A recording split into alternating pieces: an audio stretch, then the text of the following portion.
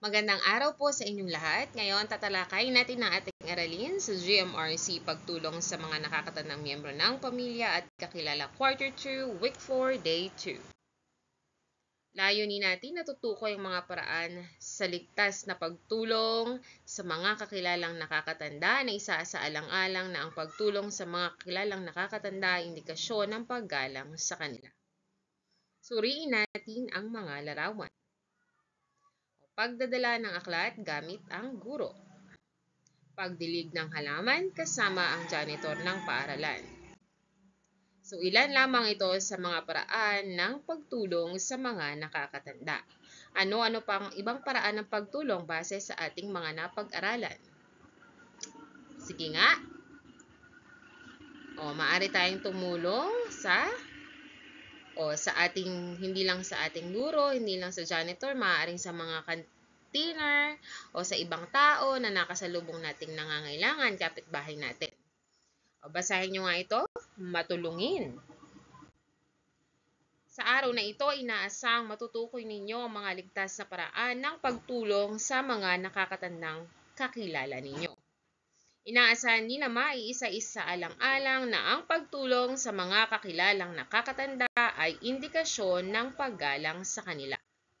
Muling tingnan ang mga larawan na nagpapakita ng pagtulong sa mga kakilalang nakakatanda.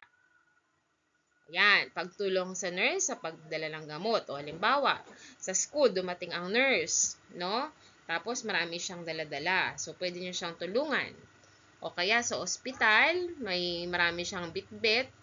Pero sa ospital naman kasi meron silang pang-push, parang push cart na lagay ng mga gamot pag marami, no?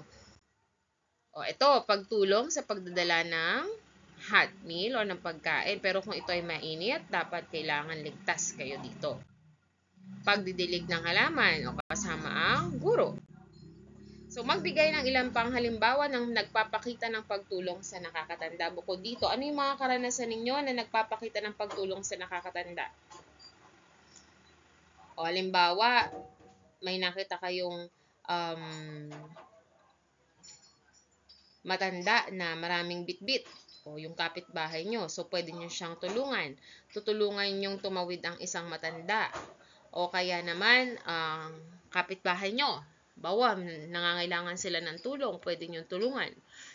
Maraming iba't ibang paraan kung paano natin matutulungan ang mga tao sa ating kapaligiran. So, maaari tayong tumulong sa pagwawalis sa janitor, pagsaway sa mga batang hindi nagtatapon ng tamang basura. Yan. So, ating tandaan, mahalaga ang ligtas sa pamamaraan ng pagtulong sa mga nakakatanda. Tayo ngayon ay maglalaro ang pamagat ay ligtas o hindi ligtas. Pumalakpak ng 5 beses kung ligtas at tumayo kung hindi. Pagsama sa hindi kakilalang nakatatanda sa mall. Yan. So, ito ay tatayo. Hindi ito tama. Pagdadala ng gamit ng guro. Palakpak. Tama ito. Pag-aabot ng basahan sa tagalinis ng paaralan. Tama yan. Pagdadala ng injection o mga masela na gamot kasama ang nurse. So, hindi ito tama. Hindi dapat nagdadala ang bata ng mga ganyan. Kasi halimbawa, nadapa kayo, tas napatusok sa inyo. Sa inyo napalagay yung gamot. So, hindi yun tama. Okay? Kasi, delikado kung hindi dapat sa inyo yung gamot na yun. Dapat, yung mga tinuturok sa pasyente, may reseta yun ng doktor. No, maaaring hindi yun pwede sa inyo, tas biglang mapaturok sa inyo. Pagdadala ng mainit na sabaw kasama ang tagaluto ng paaralan. So, ito ay delikado. Okay? Delikado ito. Kasi maaari kayong madapa at mapaso kayo at magkalupnos ang inyong balat. Pagugupit ng mga matinik, malaki na halaman sa hardin kasama ang hardinero. Ayan, delikado to, no? Yung matitinik kasi maaari kayong masugatan. So, pwede kayong magbunot ng mga damo yung hindi matitinik. Ngayon, humanap ng isang kaklase at sabihin ang paraan ng ligtas na pagtulong sa mga kakilalang nakakatanda. Magbigay din ng isang paraan na hindi ligtas. So, dahil kung kayo ay nasa tahanan, ibahagi nyo ito sa inyong pamilya at kung kayo ay nasa klase, so ibahagi nyo ito sa inyong klase. Mahalaga na matukoy natin na ang pagtulong sa mga nakakatandang miyembro ng pamilya ay indikasyon ng paggalang sa kanila. Basahin natin ang tula at punan ang patlang mula sa mga salita sa ibaba. Ako ay matulungin. Kakilalang nakatatanda ay dapat tulungan. Tamang pagkilos ay isaalang-alang. Sa paraang ligtas malalayo sa kapahamakan, panganib ay tunay na maiiwasan. Ako ay matulungin, kakilalang nakakatanda ay dapat tulungan. Tamang blank ay isaalang-alang, tamang pagkilos ay isaalang-alang. Sa paraang ligtas malalayo sa kapahamakan, panganib ay tunay na maiiwasan. So, ano ang nararamdaman ninyo o damdamin nyo habang ginagawa nyo ang gawain? O syempre, no, alam kong alam nyo na yun, pero dapat bigyang diin na mahalaga ang pagtulong. Kasi marami ng bata ngayon ang hindi tumutulong sa nakakatanda.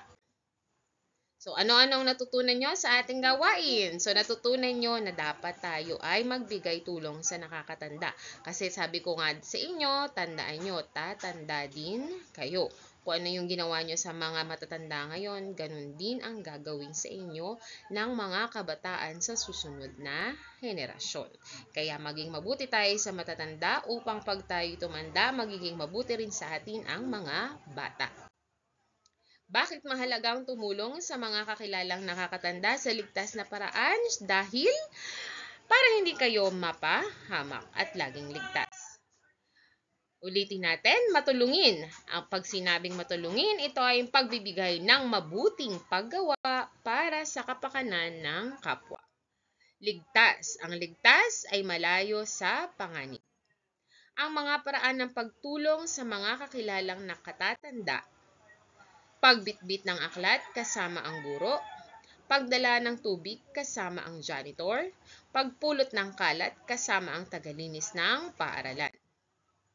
Pagdadala ng gamit kasama ang nurse, pag-alalay sa senior citizen na kakilala sa pagtawid sa tawiran. Ngayon, kunin ninyo ang kaderno nyo o maaari nyo lang sabihin ang sagot. Babasahin ko ang pangungusap at isulat ang tama kung ito ay nagsasaad ng wasto at mali kung hindi. Batang nagwawali sa labas ng silid-aralan kasama ang janitress. Tama o mali? So, ito ay tama. Batang nagpupunas ng gamit sa loob ng silid-aralan. Yan, ito'y tama. Batang nagbitbit ng mga gamit ng nurse. Tama yan. Batang nagluluto sa kantin.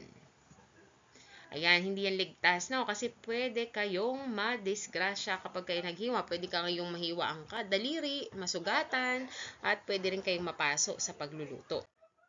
Batang nagdidilig ng halaman sa hardin kasama ang hardinero. So, ito ay tama. So, nawa ay marami kayong matutunan sa ating tinalakay ngayon at may apply nyo ito sa pang-araw-araw na buhay. Paalam!